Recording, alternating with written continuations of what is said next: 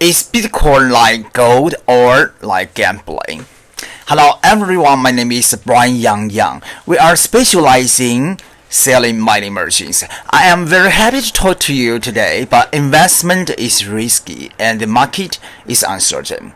The content of this video only represents my advice and cannot be used as investment advice. Let's talk about two things today. First, is Bitcoin like gold or like gambling? Second, Tether responded to the United Nations report on USDT, suspected involvement in illegal activities and disputed claims. The first thing is whether Bitcoin is like gold or gambling. In fact, everyone has a consensus on Bitcoin these days. Bitcoin is returning to the golden road because Bitcoin has passed the relevant ETF. It has become a policy tool of the Federal Reserve to a certain extent, but some people are criticizing Bitcoin. They believe that Bitcoin is not like investment, but more like gambling. So until the Bitcoin ETF was passed, SEC Chairman Gary Gensler even issued a statement that although some Bitcoin and spot stock ETFs were approved for listing and trading, no Bitcoin was approved. Bitcoin is still a speculative and volatile asset, Gary Gensler has to say again. In this case, of course, there are also members of SEC who have written articles specifically to oppose Bitcoin ETFs. Of course, Bitcoin has always been like this from the beginning of its birth. In the history of Bitcoin, there are also a few who are particularly opposed to Bitcoin. Some people, such as professors at New York University, believe that Bitcoin is completely a risk, like a gambling. So today we saw again that someone is criticizing Bitcoin. The critic was actually the top economist in the United States, David Rosenberg, senior economist and president of Rosenberg Research Associate. He said that Bitcoin and other cryptocurrencies are highly volatile and difficult to value. They are like buying to gamble, not to invest. He believes that Bitcoin is like buying a lottery ticket, which is a bit problematic. Bitcoin is really not like buying a lottery ticket. This is also his point of view. He is actually a top economist in the United States. When a new thing arrives, it will always face various challenges. We can also take a look at what he said.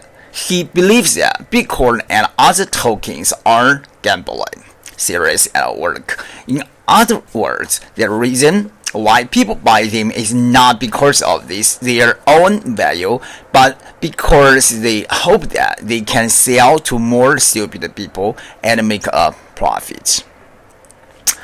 Of course, even after 11 Bitcoin ETFs were approved last week, David Rosenberg still pointed out that the price of Bitcoin fell from $49,000 last Thursday to $44,000 this Friday night. Who is this in their life? If there is a certain degree of fluctuation, then I definitely don't lead it. This is what he said. He thinks that the fluctuation in the crypto market should not be there. The price of tokens can rise by 20% and fall by 100% in a few weeks. Thirdly, he said, unless you are a gambler, why introduce it to your portfolio? He questioned that at the time, also highlighting the difficulty of measuring cryptocurrency assets. He said that he would not participate in such transaction because he did not know how to value the crypto market, a view shared by some other top US economists. I think we return this view Because without this view, our understanding of Bitcoin may not be comprehensive compared to other Bitcoins. Of course, I have also seen some professors who said many years ago that if somebody gave them 100 Bitcoins and they said, I don't want it. No. Toward digital gold. We admit the extent of various opinions.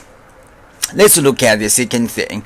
Let's talk about USDT in response to the United Nations report on suspected illegal activities.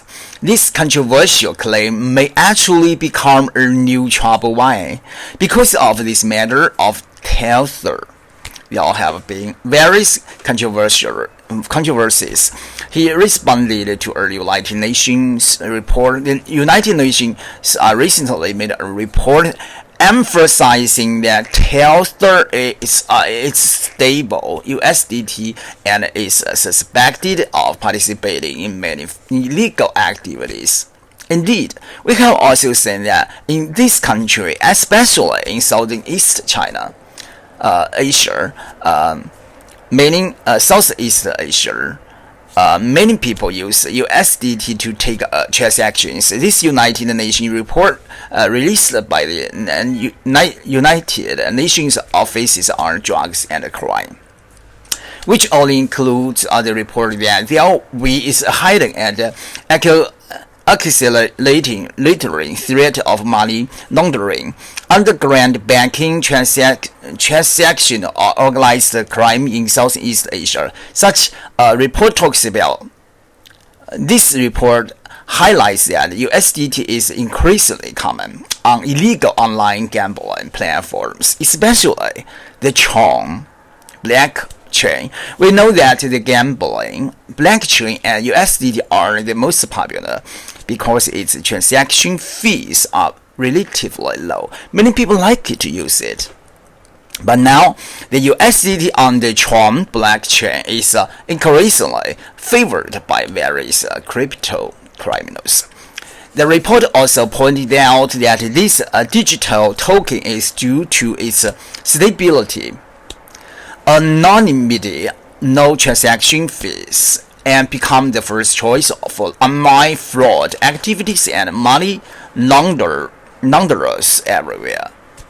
The report says that teams specializing in sophisticated high-speed money laundering and underground network sharing are growing rapidly. And this is indeed the case. In addition, online gambling platforms, especially those operating illegally, have become a popular tool for cryptocurrency-based money laundering activities in the region. In which Tether USDT played an important role. This report shows that the evolution of cryptocurrency as well as its technological development is that organized criminal gangs in Southeast Asia are able to use new technologies to create such a system, similar to banks for various activities and providing various scams, including the notorious romantic scam, which is the butcher's plate. Tether previously admitted to assisting the U.S. Department of Justice in freezing $225 million in USDT related to human trafficking, organization response for human fraud and human trafficking in Southeast Asia. But in response to this situation, Tether responded.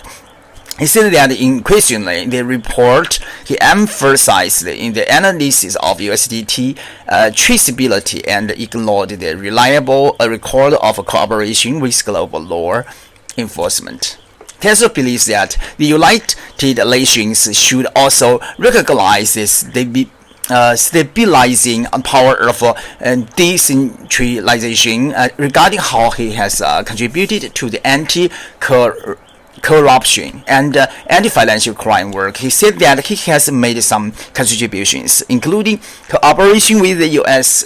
Department of Justice (FBI), including freezing a lot of related illegal income and so on. It should be said that Tether has indeed done some work in this regard. Of course, there may still be a long way to go in this regard. Let's take a look at Tether's response and the relevant United Nations reports on this matter. This description of this matter is at least a more realistic state. That's it for this video. If this video makes you have gained something, please give it a like and subscribe. Your support is my biggest motivation for making videos. If you want to learn more about related knowledge, you can follow me directly or leave a comment. Thank you for watching.